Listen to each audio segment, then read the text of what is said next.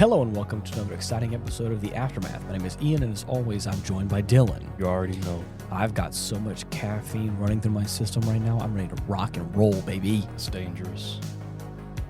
I should be quarantined. Heart attack imminent. Imminent. Heart attack immediate.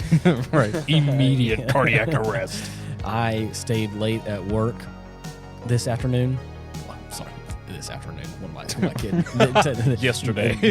This night, I should say. Right. And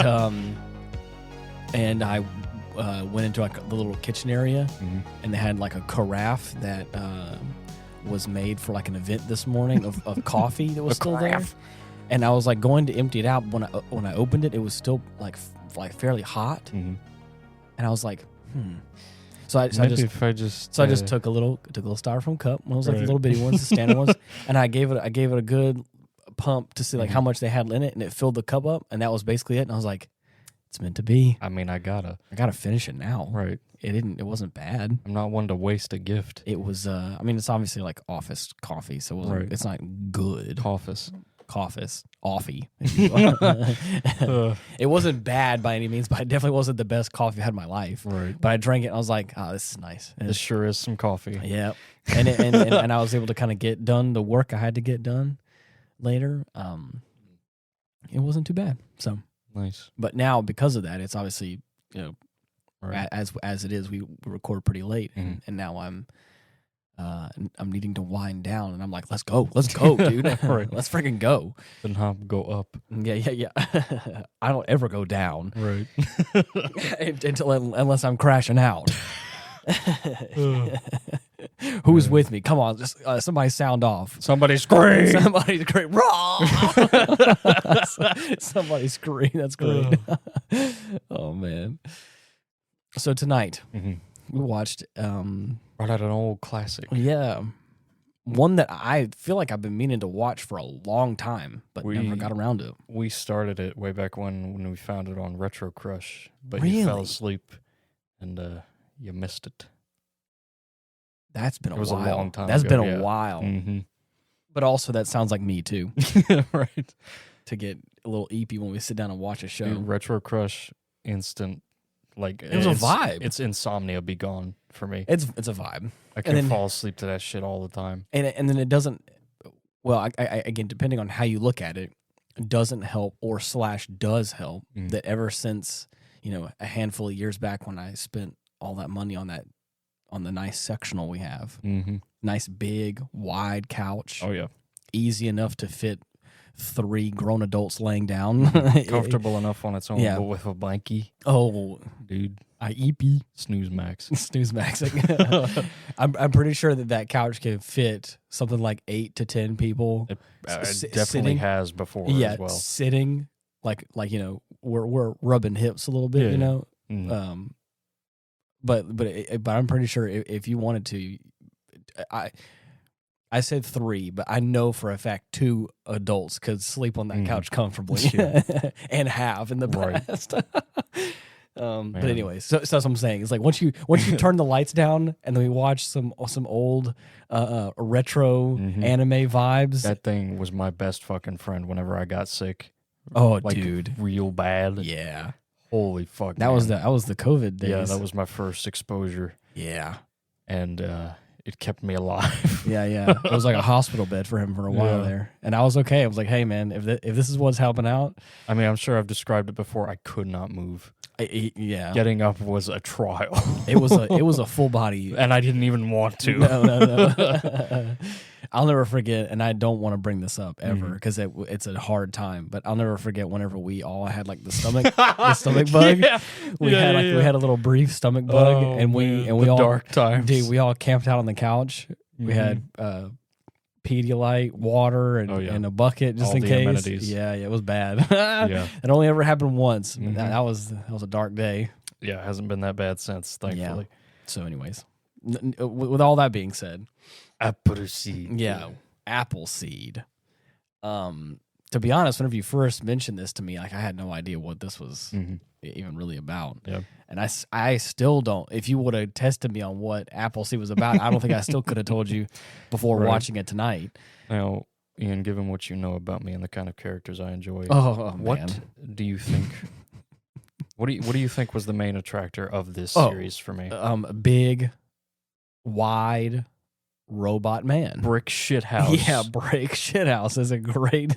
And his petite little lady partner. Yeah. How many pairs like that do you know of? I know of, that we've seen specifically. I know of one off the top of my head, Mm-hmm. Vasaraga and Zeta. Mm-hmm. I feel like you could also say that the Major And Bato. Mm-hmm. Yep. It would, I think, kind of fit in that vibe. Oh, definitely. And I know for a fact there's more, but I can't. Those are the ones that came to the top of my head. The big three. Yeah, the big three. Yeah, right. I will never get sick of that kind of dichotomy, man. It's great. Fucking perfect. It's fun. There's nothing like having a big, strong male character that can, like you said, is a brick shithouse. That can a wall and the get, gun behind the wall. 100%. I like also the dichotomy too of like the personalities of like a lot of times you have this big character that's either kind of soft or is more subdued, or is quiet or whatever it may be, right? Brooding. Even the personalities could definitely be interchangeable, right. But I specifically like the you know what? Another one, not nearly in size, but the same vibe. What? Oh shit. Okay, here we go. We're gonna test my memory now. Mm-hmm. It is I got it. Come on. Mm-hmm. Help me out, guys at home. Shout from the back. Help me out. Scream! Yes. Is what is the name of that anime that we just recently watched? Record of Lodoss War. Record of Lodoss War. The Berserker. The Berserker guy with the sword and his companion as well was, I think, that same kind of vibe. Oh yeah, but definitely. the same feeling of having quiet, brooding, or strong, self-sufficient, or whatever, like male dominant character. Right. But then you have this female character that is loud, rambunctious, wild, and is but this also kind of like keeps him grounded whenever he goes nuts. Exactly, and I love that. That's the kind of thing that's the vibe that I love. I love the opposites attract mentality, and I feel like that's a really cool prime example. Yeah. We got Duna Newt. Yes. And Briarios. Yeah. I'm not going to try to pronounce his last name if you've seen that fucking jumble. Mm-mm. But he's my favorite fucking character in this series. Very cool. He has a very interesting design. Yeah. He reminds me of like the Type Zero from Pat Labor. Just seeing big ass ears. Just seeing his silhouette and just kind of brief glances. He has has a cluster of eyes in the middle of his face, but he has one big one in particular. Right, and 4 little tertiary lenses. Right, and then he has these kind of like antenna-esque kind of ear things he's got going on. Which also serve as cameras. Yeah, and so again, as a viewer of Pat Labor for a long time now, he looks like the Type 98s with the gear they have in the second movie. Yeah. Like with the combat vests and everything. It's really cool. And so I like him as a character. Yeah. He's really cool. Goofy. He's also I love bit that. of a goofball. I just love how he somehow slams his way into like into vehicles, into small spaces. It's funny. I love it. Yeah. So this anime came out in 1988 apparently, and it shows with the art style as well as like the music and just vibe. For anybody out there who has ever watched an anime that was produced or whatever in like the 80s, I mean any kind of media that was kind of made in the 80s, I feel like there is for sure going to be some synth in there and maybe some sax. This has both, but it also has like a look. It has just an art style. It has just a vibe of the times. Oh yeah. And that's kind of, as we were watching this, I was like, oh, this is such like a retro 80s anime. And it's really cool and it's fun.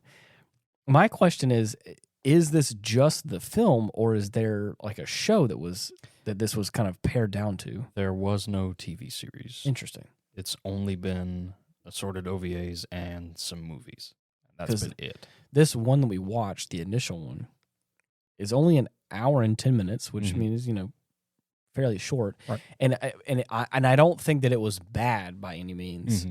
But like there was a few things that I wish we would have like hung on a little bit more. Yeah. And it gave the kind of vibe, not nearly as bad as some of the other ones we've watched. We've watched a handful of like OVA compilation movies where they have like cut out a lot of like, I don't say sometimes filler, but sometimes it is like they cut down some secondary exposition for characters or side characters and things like that. Yeah. So sometimes you will watch those and it kind of feels like it jumps and you're like, okay, so like what? Where are we now? Where are we now? This one, it wasn't bad, but there was just some parts that I was like, I wish we would have just like had a little bit more clarity or just a little bit more understanding.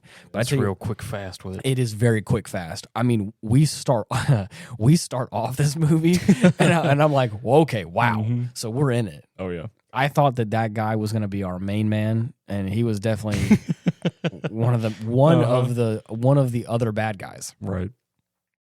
And it deals with the loss of a life. I'm trying to be I have to dance around these words. You can't say certain words because of. Oh, is that what we're doing now? Yeah.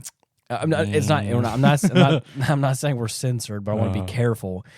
This the beginning of this movie starts off with the loss of life from her own means by jumping out of a window, and so at that point you're like, wow,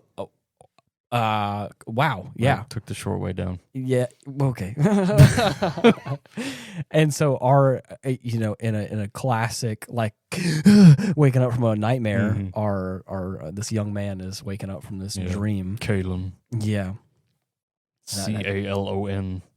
I loved the spelling in this fucking names, dude. I love Briarios. I love that the bar. Dunan. I love that the bar was called Onimal.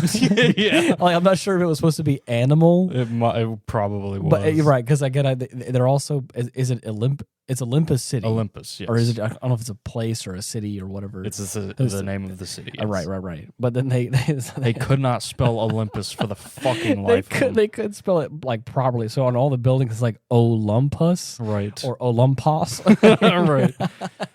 And I love it. I love it when certain anime, like I think it's also doesn't quite get the translation one to one, and I love it. Mm-hmm. It's endearing and it's fun. Yeah.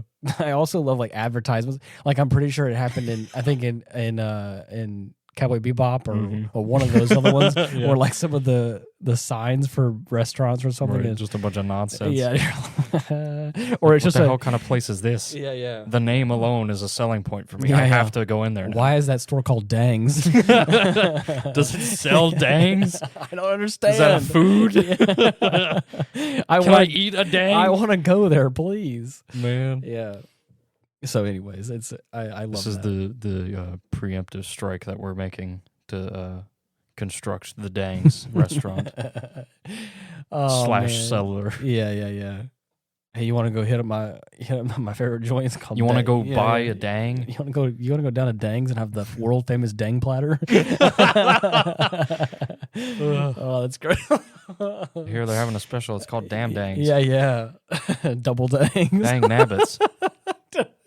Dang Nabbits. Oh, man. Yo, dude, he has twice baked Dangs. Oh my god. So dumb. Oh wow. Yeah. So anyways, this movie is kind of like a buddy cop movie. Mm-hmm. And the kind of the zoomed out like the premise of the story takes place in one of the few like civilized cities left after World War III. Yeah.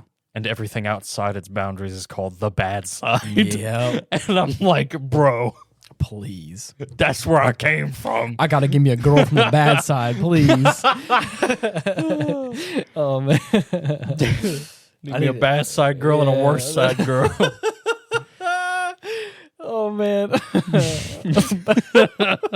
That's, oh man. Yeah.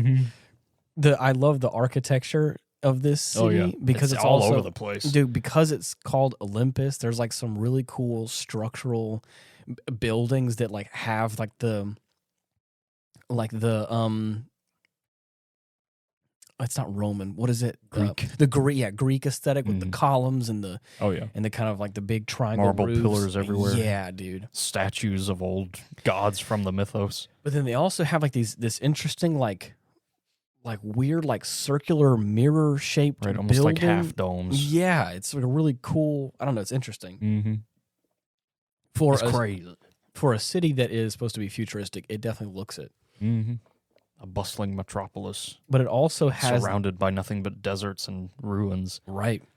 It also has the not nearly as like dark and gritty, but it has the same vibe that Blade Runner kind of does, where it's like it is future, but it has this interesting like take on future that has like touches like elements of the time that kind of stick through with like certain computers and terminals. Still use floppy disks. Yeah, like that kind of stuff. Jeez. I've used the term like retro future, but that usually kind of cassette futurism. Oh, you're right. I think what you're Same talking stuff about. you see in Alien. Yeah. And I just it's a cool vibe. Oh yeah. So like I was watching this and I was like, I love this take on the future. It's one of my favorites. It's really cool. I want stuff in the future to be big, bulky, and utilitarian. Right. Fuck all this sleek shit. As nice as it looks, I don't much care for it.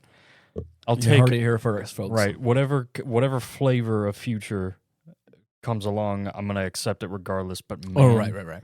I'm gonna be a proponent of big bulk. Right. Big bulk. You heard it here first. I am the brick and the shit. And I'm gonna put it in your house. Vote for Dylan for president for big bulk. Your tagline Part of the wide back party. Yeah.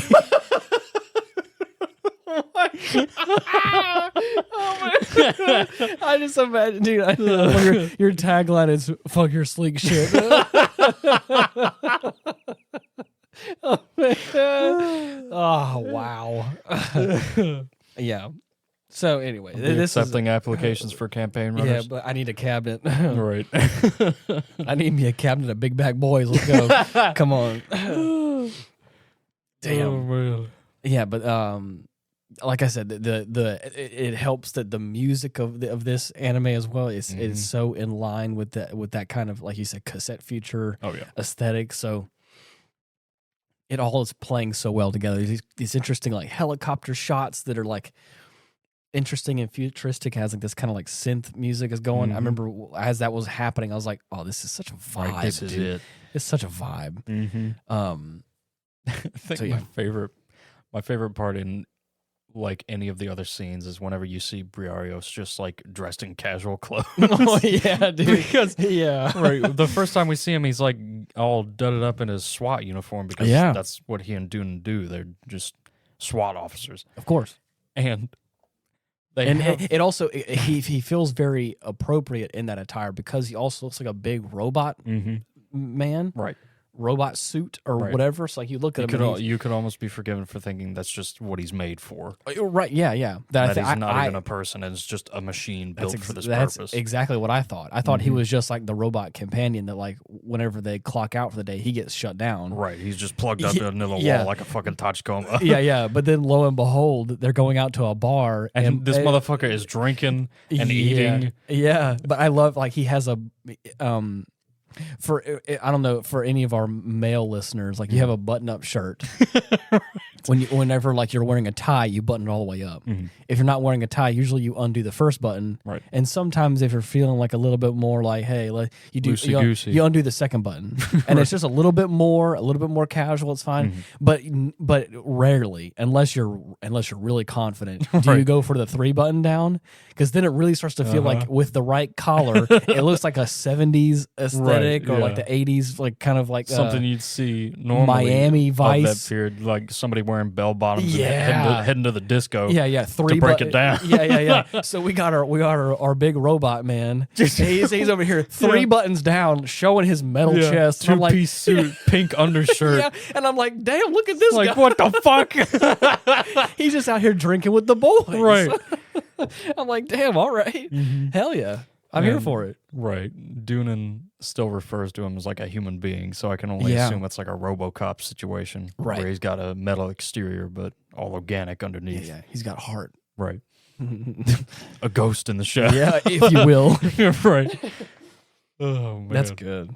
But yeah, it's an interesting group of characters, and then as the movie kind of progresses, we learn that there's a lot of, what was the term they use? Bioroids. Bioroids. Yeah. That's weird. But interesting. Hey, it's an interesting take on it. And that's, I think they're just artificial humans. Right. For the most part. And so 80% of the citizens in Olympus are bioroids, right? Which is kind of interesting. Turns into kind of a Mega Man X situation where there are very few humans, if any. Yeah. And the main population of the Earth is just a bunch of robot people now. Right. It didn't the same kind of thing happen in Ghost in the Shell? Or I don't think, not to a large margin. Right. Any kind of like synthetics you see in that series are mainly just not people. Oh, like just straight up like robots built for service or what have you. There's still like cyber bodies and stuff like that, like full prosthesis, but you're still human. Right. Your brain's still. Oh, it wasn't. It was like I was trying to think. Wasn't it the fact that like, because I know one of the main characters was like, because he had no augmentations. That was kind of that was like that was a unique situation. Like, oh, the human element. Are you right? Anyways, same kind of vibe. Yeah. Yeah. Man, it's a good one. This is a good movie. I really enjoyed it, and I do think that this is one of those, like, if it was raining and we're all just chilling out, I think it's another one of those that's just a good vibe. Again, because it kind of moves fast and it does have a good story, but it's not like super deep. Short and sweet. Right. It's short, sweet, but it also how do you say this? Like, it doesn't go too deep, but it's also not surface level. It's like just that right amount of like, we can watch this, you can stay really invested, but also if you just look down for a little bit, you're not like pretty pictures. Yeah. You're not too bad. Yeah. But the main like plot of this is that or I guess the main selling point is that they got this big Metal Gear. Yeah, they got a Metal brand Gear new floating spider tank that can wipe out like a little bit of a city. Right. With a big ass gun. And there's a terrorist, a bioroid terrorist. Yeah. By the name of AJ Sebastian. Who is working with a mole in the police force, Kalen. Yeah, our traumatized guy from the top of the show. Lost his wife. Yeah. I was like, this place is a fucking zoo. I'm sick of this. I'm going to tear it all down. So he works with this terrorist to hijack this big-ass tank. Yeah. So they can either use it as leverage to have some sort of effect on the city, or if not, just destroy it entirely. Right. But, of course, our main two, the dynamic duo. Yeah. They just got that touch with these investigations. Oh, yeah. And, dude, that whole montage of them like shaking people down is so one of my other favorite scenes. We love a good funny montage. Right. Yeah. But besides that, I mean, it's pretty like standard buddy cop fare, I'd say. Right. There is our kind of Deus Ex Machina is this girl. He told me, and she is kind of like would you call her like the key to the like a key system to the main like AI that oversees the city, called Gaia, and apparently she's a bioroid made specifically for this purpose. Should the need arise, for whatever reason, and their plan is to just make sure she's safe and secure. But of course, she gets kidnapped at one point or another so that they can use it to shut down the Gaia system so that the tank can be controlled manually. By our said terrorist group. Right. So that ends up happening.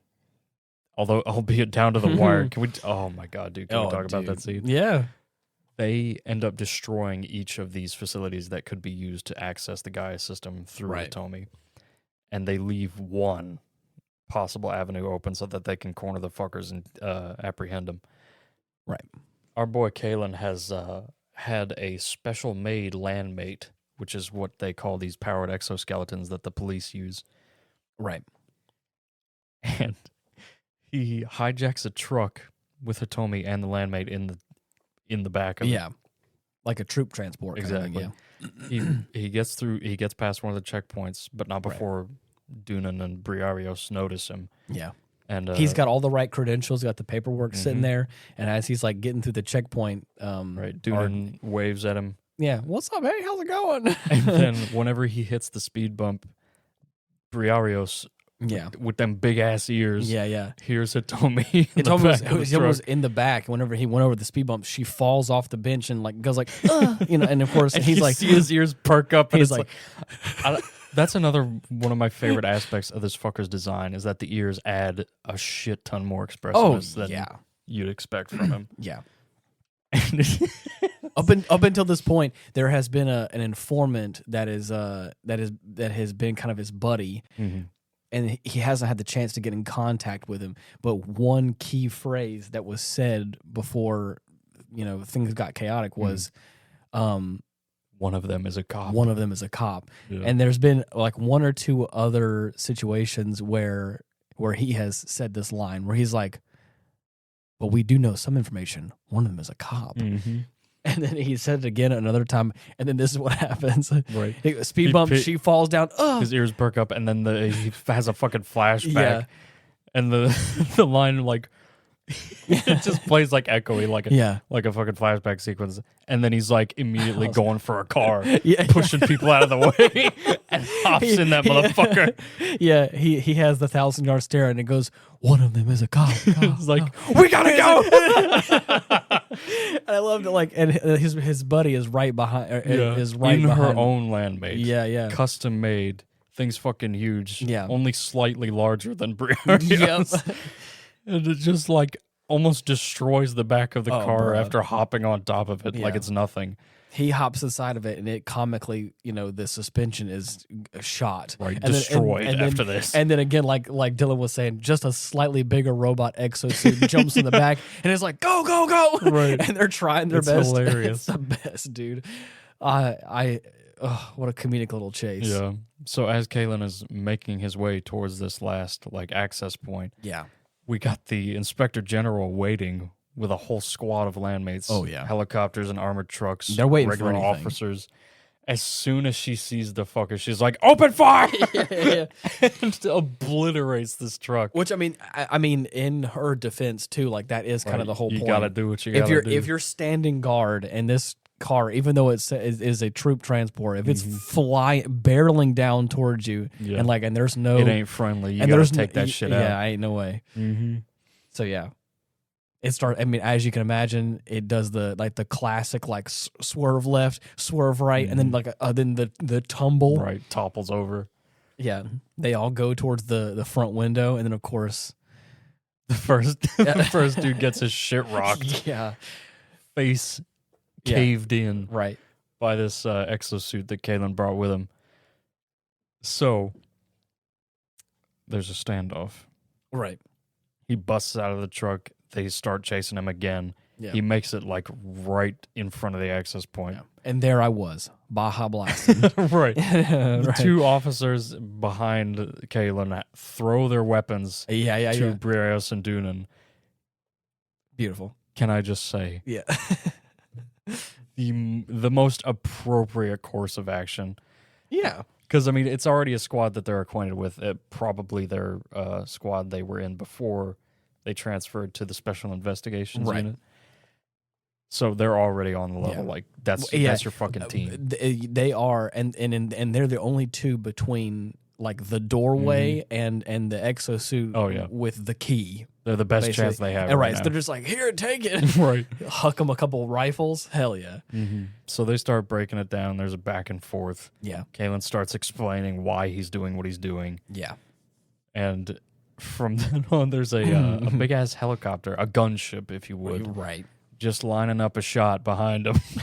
Yeah. And this thing is situated with not only like a couple of miniguns here and there, which I would expect on a gunship. Right. This thing has a fucking cannon. Right. A straight-up howitzer strapped to the bottom of it. So it fires off around, knocking Kalen to the ground, like right in front of the fucking door of the access point. Right.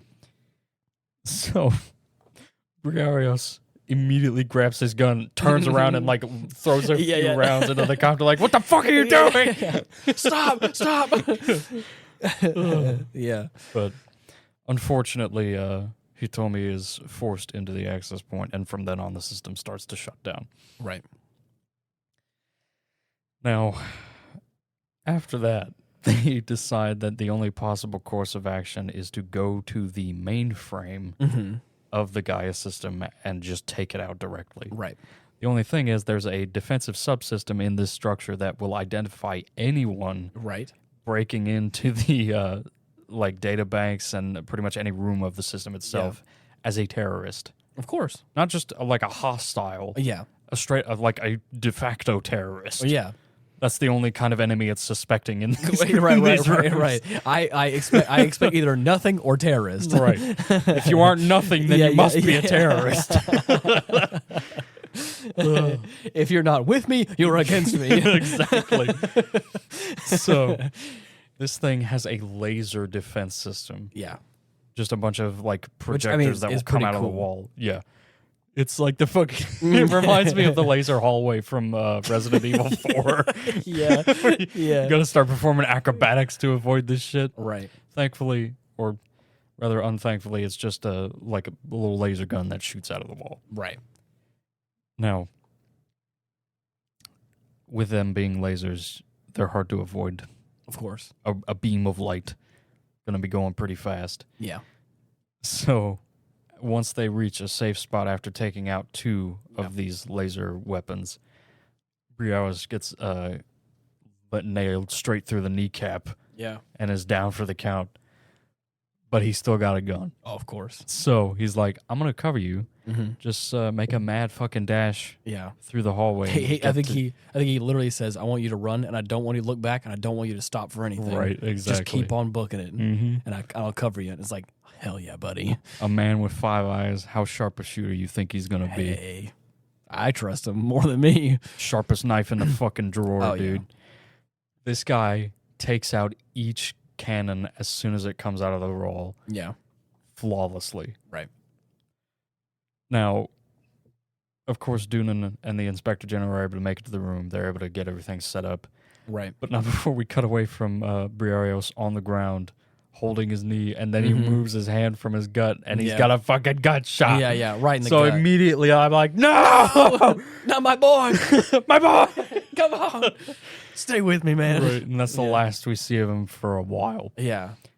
So I was already worried. I was worried. I was like, so help me God. If they kill him off, I'm going to be so pissed. He's the best fucking character. Kill him off like this. But yeah. So they are able to find the schematic for the mainframe, the piece they need to destroy.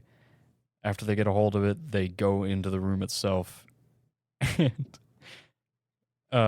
at some point in the hallway, Doonan was nailed by one of the lasers on her hand, like her right hand. Right. That's what sparked this whole like, I'm gonna stay right here and knock these out. Exactly. So the Inspector General hands her sidearm and is like, I trust your left arm more than I trust my right, so you're going to be the one to do this. Right. She's just standing there, got Doonan's left arm propped up on her shoulder as leverage. Yeah. And just has a pair of binoculars calling shots. And I'm sure she's a good shot normally, but with her left, I can't imagine she's doing very well, and she's not. She's missing multiple shots. Right. Which the Inspector General was more than happy to point out. And not making it any better. Right. You don't have any extra magazines. Yeah. What the fuck are you doing? Miss. It's like, okay, you're not You're not helping. Yeah. In fact, you're making me a little bit more anxious. Right. And then, yep. Down the iron sights of this pistol, we see like a ghost, the spirit of Briareos, which makes me nervous even more. I'm like, don't tell me he's dead. Don't tell me he's dead. And he's like giving her pointers, yeah, which I assume is back when they were training with weapons initially.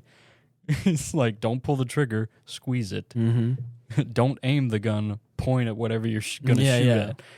And it's like, that's. So I guess kind of vague, yeah, but it works. Right. It lets her focus. Well, I think what I took from it. What I think it's supposed to insinuate is the fact, like, don't use the force. Yeah, use the force, Luke. Right. No, it's just like don't.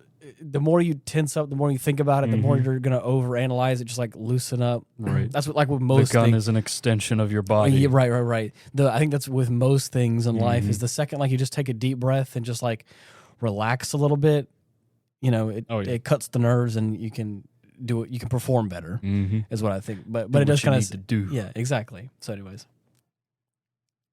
but yeah, she blasts that shit, nails it, and I love the next sequence.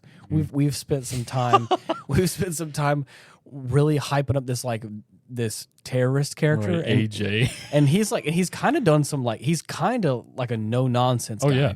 Whenever he is he's a bioroid, so he has a bunch of augments, like prosthetic limbs that he's able to switch out with what have you. Right, and so he swaps out for some crazy ass battle suit with big ass claws. Yeah, claw hands, and he's already crushed a couple of heads with his claw hands. So it's like, shit, this guy's actually kind of a threat. He's a threat. Mm-hmm.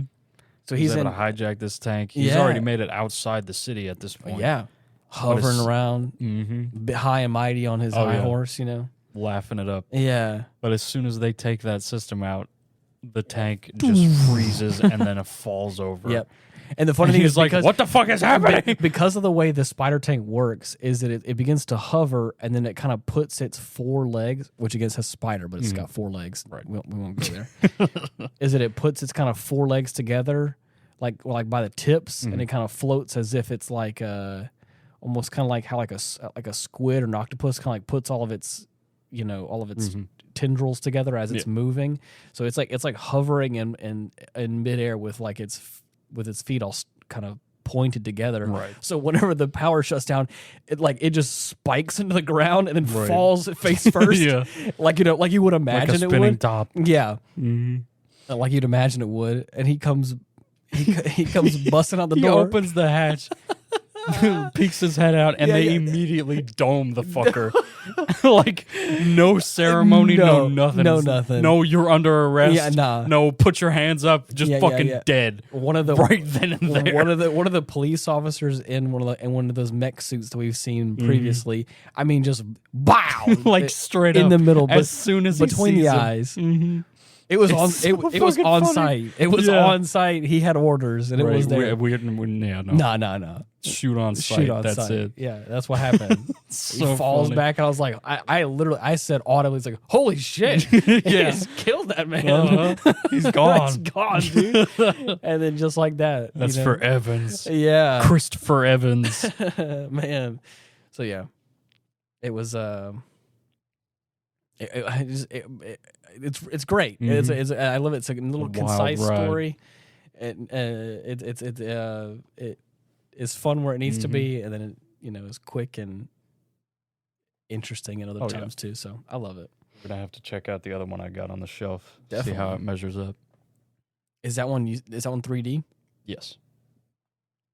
Dylan was telling me this is the original one is the only one that was 2D animated. Mm-hmm. That's the truth. Which is interesting. Yeah. I can't think of any other series that has done that. Because it came out in '88, I'm not super surprised that if with something like that going into the '90s, if it had the ability to do that, it was trying probably to carve a new just see niche. what it could be done. Yeah, right. Because I know that in the '90s that was a big thing with a lot computer animated. Yeah. CGI. Yeah, CGI was a big deal. Mm-hmm. especially when you get like the mid to late 90s. Yeah. So, is there anything else you want to talk about for Appleseed? Because I do have something I want to. Right. I do have something I want to talk about. I think we've touched all the bases for Appleseed. So. I do. I think we gave it its due diligence. It was a very. I loved it, and it is a vibe. Mm-hmm. So Dylan and I think we've mentioned it on the show before. Mm-hmm. We're watching an anime, as we do. Again, for those who are uninitiated and don't know, a lot of times Dylan and I will like pick a show or an anime and watch 2 episodes at a time. Sometimes 3, depending on if we're feeling brave. If they're short enough episodes or that are compelling enough. But for the most part, like a standard routine for us is like 2 episodes. Couple cups of tea, and some Oreos, or some kind of other snack. The tried and true. You know how it is. That's like our vibe. That's occasionally, a couple times a week, maybe if we're lucky. Right. We'll whenever we have the time. Yeah. Right. We'll sit down and it's not too late. We'll sit down and go through a show, and a lot of times this was kind of an extension of the podcast. Because we're watching shows and animes that I've never seen before that Dylan is telling me that like is really great, and 9 times out of 10 they are really, really great, and I do really enjoy them. Yeah, and we've done that with this show specifically. We've done that with Godzilla. For you, this is how you've initiated me into the Gundam franchise. Oh yeah. And how you've also shown me other classics such as Gunbuster, the Big O, Gunbuster, Cowboy Bebop. Yep. Like, so this is what we do. Dylan, gosh, what was it? A few months, probably a couple years ago, a year ago or so. You got this show called The Irresistible. Irresponsible. I always do that. Yeah. He's irresistible to me. The Irresponsible Captain Tylor. Oh yes. And from the name, I was like, man, what kind of goofy ass, what kind of goofy ass anime is this? What the fuck is this? Because obviously, I mean, for anybody who has glanced around at some anime, the titles can get a bit weird. So sometimes I get a little bit leery. Especially nowadays. Oh yeah. Sometimes I get a little bit leery. I'm like, is this gonna be what is this? Right. But I could tell from the look of it, from the animation of it, it looks like it's in that 80s to 90s range. That's what it has, that vibe. Right, where I'm like, good years. Right. I'm like, so hey, maybe it's got some merit. And then what adds credibility is when Dylan's like, hey, you really got to watch. You really got to watch this. Is gonna be and then I'm like, favorite. okay. I believe I've said this on the show before. Yeah. That like Dylan has told me like, I think this is gonna be one of your favorites, which I think is that's a big claim. It's not something I say often. Right. Dylan has said, I think you'll like this a handful of times. Right. Rarely has he said, Let's give this one a shot. No. This one. Rarely does he say, I think this was going to be your favorite. He said, I think you're going to like it before. But the second he said, I think this is going to be one of your new favorites, I was like, oh shit. I gotta buckle up. I gotta lock in now. Yeah. And he's so right. Because obviously Dylan, being my best friend, he obviously knows me well enough to know. I've got a decent enough metric for quality. Of course. As far as these random ass like Japanese cartoons go. Right. I think it extends beyond that too, but you definitely have, when it comes to hitting home runs, you definitely have gotten a good streak with this. I'm saying all this because I don't want to get too in the details with this show in particular, because again, I kind of want to give it its own time. Potentially, I don't know how we're going to do that. I just know that I love this show, and I think more people should see it. To kind of just give a real brief synopsis here.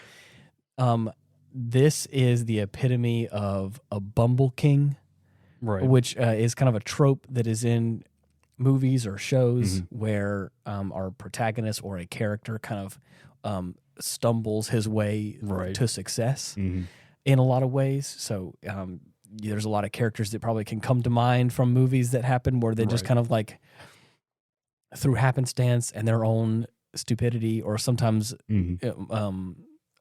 ignorant intelligence or whatever can oblivious luck, stumble their way up the pyramid, right. Falling upwards. Yeah, falling upwards. Failing up. So, anyways, this dude is a prime example. This show is a prime example of like he really is supposed to come across as an idiot, as incompetent, right? A layabout, right? But has these moments of lucidity that like are really where it makes sense, and is really impressive. But like he is the captain of a ship, and his crewmates really don't have faith in him because they know how much of an idiot he is a lot of times. But he's able to convince them through his happenstance that he can actually succeed.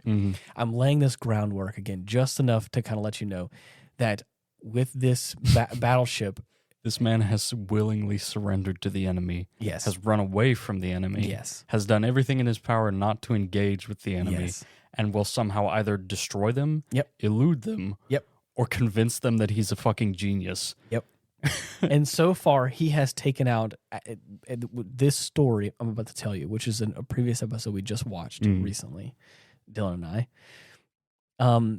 At this point in time, he has destroyed 2 ships. Is that right? 2 fleets. 2 fleets. And 1 more ship. Yeah. So at this point in time, one of the leaders of the enemy's army, the Ravgun Empire, is Captain Dom. Yes, is sending out one of his subordinates, Shia Haas, to take care of the business. Right, has her own ship and is on the pursuit. Because at this point in time, that he knows that Tyler is probably somewhat of a strategist. He has taken out 2 fleets. He's only met him face to face once. Yes.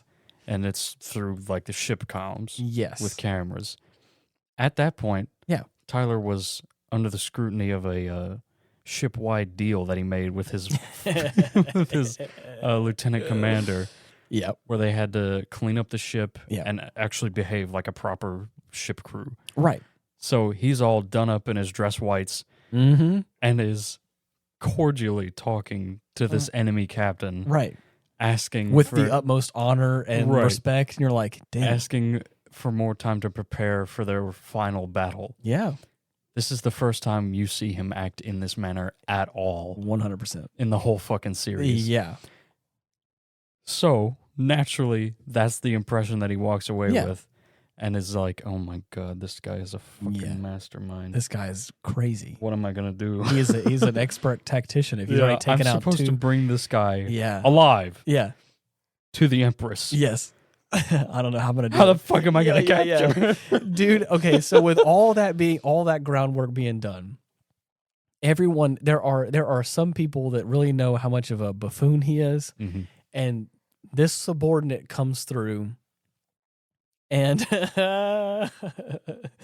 through circumstances that I won't get into for details, he ends up destroying her fleet as well. Right. It gets straight up vivisected by the Soyokaze, the destroyer that he captains. And so she's able to launch an escape pod. Evacuate. She gets back to Dom's ship, and all we see is like a snap cut to him standing in front of a window, looking out into space with her standing behind him. And it is dead silent except for the music. And hold on, before you continue, I want to preface this that I sometimes every now and then Dylan and I will throw in some chatter because it's funny and we like to make ourselves laugh, and sometimes it's appropriate or whatever. I was not prepared for the visuals that I just saw and the words that came out of Dylan's mouth because of how well it fit. And we're halfway through this show, and I know for a fact that was not what was said, but that was exactly what was thought. This scene happens, like he said, Dom looking out into the emptiness of space. Looking out the window, Shia's just behind him. Dark room. It's a slow pan out. And after a few seconds, I decide to just, I say, so you want to tell me what the fuck happened? Oh, man. I couldn't help but notice you don't have a ship anymore. What happened? This guy has taken out 3 different ships. Mm-hmm. He has specifically sent her out with a task to get him back alive. This man. Please. His most trusted underling. Oh my God. His most trusted advisor. And she's just standing there twiddling her thumbs. And he's like, so, you want to explain yourself? Right. This is the last time I trust you to do anything. I know I had to do it myself, but damn, I didn't think it was going to be like this. Right. Bruh. But the best part is, gosh, he excuses her. Right. Because he knows how much of a genius, quote unquote, this bastard is. Right. Oh, gosh. So even if she failed, it wouldn't have been a surprise. Oh, man. Ugh. I'm loving this show because of how just wacky it is. I love that he's also rizzing his way. He's rizzing his way to the top just unknowingly. Right. My favorite part about him is that underneath the exterior of a buffoon who knows nothing, he actually cares about his crew and will do anything to ensure their safety. It's one of my favorite fucking parts of his character. Yeah. His character so far has been fun. Mm-hmm. He just kind of seemed like he lacks motivation sometimes, but in these past few episodes, are really kind of showing his the character strengths that he has, where he really does care for all his crew. Mm-hmm. They may be frustrated with him, but you can tell that he's having a fun time with them. Oh yeah. So, anyways, the show is great. It's so fun. It's one of the best. I just, I'm having such a fun time with it for reasons just like this, where he has a second in command. And this poor guy is like First Officer Yamamoto. Oh man, this poor guy is very much by the books, right? A model soldier, right? And so there are these wonderful moments where he has no faith in Tyler at all. It's I can't believe this buffoon is my superior. Right. And then there's these moments where he'll do his actions after Tyler does something out of character. He wipes away one single tear, right, going, it's I can't believe it. I misjudged you. I've been wrong about you this whole time. And then he immediately goes right back to, oh, wait, actually, why don't you take my first officer with me? He'll be my prisoner, too. And I'm like, what? What are you talking about? I don't understand. So, yeah, I love it. Mm-hmm. There's so many great shows we got to get to watching. Oh, yeah. Was there one that we had planned after this one? I don't think we did. Yeah, nothing yet. As far as I'm aware, we're gonna rewatch. I know there was a couple of them we talked about rewatching, or maybe it was a Gundam series we wanted to. Yeah, I can't remember. We'll figure it out. The thing I am trying to figure out is getting some more people on the podcast here. Yeah, still got to get Kobe on. Yeah, Ethan has been busy with school. Which I gotta probably I gotta wrangle him up and just be like, just give. I'm not gonna give up, but just come on, right? Come hang out with us. Yeah, but yeah. Mm-hmm. I think my caffeine's wearing off. Yeah, no, it's and it's about that time. Yeah, it's about that time to go to have a nap. Mm-hmm. I thought there was something else I wanted to talk about, but I can't remember what it is now. Beats me. You just recently got Monster Hunter. I did, dude. Which I'm gonna be starting that up. Didn't it release tonight or yesterday? Sure did. I got that shit preloaded. It's all installed. Yeah. I'm ready to go. Hell yeah. Mm-hmm. So but you haven't actually joined the game yet, right? Not yet. No. Interesting. It's just sitting at the main menu waiting for me. There you go. Just tantalizing. Man, with what little bit of time I've been having, I've been trying to play some more Helldivers here and there, which has been a lot of fun. Mm-hmm. But then we've had Chase and Nick hop onto a game called Valheim. Yeah. I'm a sucker for a good a survival crafter game. Mm-hmm. I don't play a whole bunch of them, but there are a handful of ones that I do enjoy, and I love playing them. But a lot of times I don't think our friend group at large likes to play them. So they'll play them every now and then. But I don't, whenever I play a game, I usually will I go gung-ho for a long period of time. Whole hog, if you will. This game really yoinks my oink. Call that pulled pork. Oh man, I forgot about that. Oh man, I brought pulled pork home, and that's what Dylan just said. Who yoinked this oink? And I was like, first of all, you. Second of all, I don't know. Anyways, they started it up again, and they have not joined it, I think, since then. But I also have been really busy with work as well, so I haven't had a chance to catch either one of them. So it is what it is. It is what it is. Well, with that being said, I guess we can land this plane and bring her home. I think that'll do it. Thank you so much for listening to this wacky ass show. I really enjoy doing this podcast, and especially nights like this where it's been really nice to have a couple of really good laughs. And I hope that you enjoyed hearing it. I hope that our inside jokes and our goofy banter was able to make you laugh just a little bit as well. Hope it makes your day a little bit nicer. For those of you who are on Spotify or YouTube, we have little comment sections that you can go ahead and leave us a comment there. Let us know your thoughts and feelings, or whatever, what have you, or timestamp your favorite goof, if you will. I'm all for it. Right. Timestamp goof. Timestamp goof. But yeah, you can also type in the Aftermath and find us on all the podcasting platforms, or you can go to YouTube and type in @Hindsight Studios and you can find us. I had some plans to post some more stuff on Instagram and just haven't had a chance to. I have the photos lined up, but I haven't posted them yet. So I may try and, like I said, I think I said it last week, I'm going to try and post some photos of some whenever stuff. you're able. Whenever I'm able, yeah. I kind of forget about it. I've been trying to step away from like using Instagram, because gosh, you probably don't know because you don't have social media. Yeah, but I don't use that. Yeah, it kind of sucks me in a little bit because there are some interesting videos and I do think they're funny because I have curated my algorithm just a little bit, so I do have some good stuff on there. But so anyways, be looking forward to some of that stuff. Indeed. But until next week, thank you so much for listening. See you. Bye-bye.